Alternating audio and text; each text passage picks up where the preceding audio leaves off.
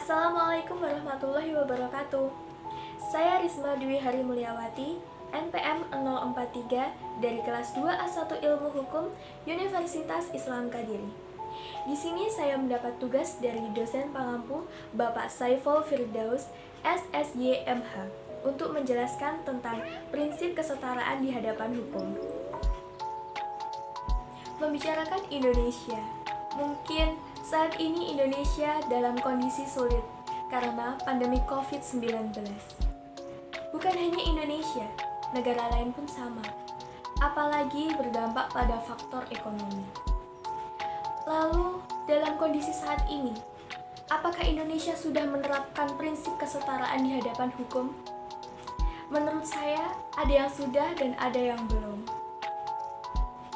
Dalam pasal 27 ayat 1 Undang-Undang Dasar tahun 1945 dijelaskan bahwa semua orang sama di hadapan hukum, jadi tidak dapat dibeda-bedakan.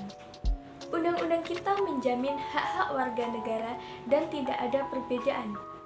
Dalam arti, kesamaan baik di hadapan hukum atau pemerintah. Yang kita ketahui, kesamaan di hadapan hukum tidak ada perbedaan. Siapapun yang menyangkut masalah hukum, dia harus bertanggung jawab dan harus menghormati hukum itu sendiri.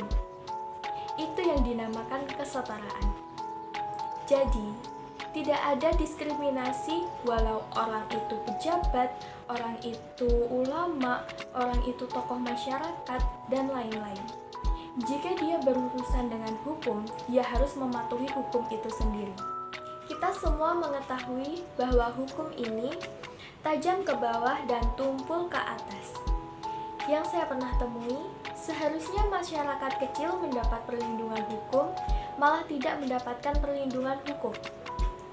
Ada perbedaan lagi dengan perkara korupsi.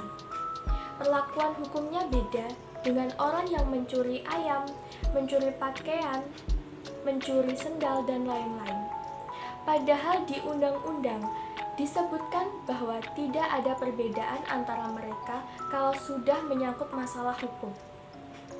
Jika seperti itu, apakah sudah dinamakan adil? Adil memanglah sulit. Kita tidak bisa memutlakan hukum di dunia ini adil. Dan kita juga tidak bisa berharap hukum akan adil. Bukan hanya di Indonesia, di luar negeri pun sama. Adil tidaknya hukum tergantung sudut pandang orang lain.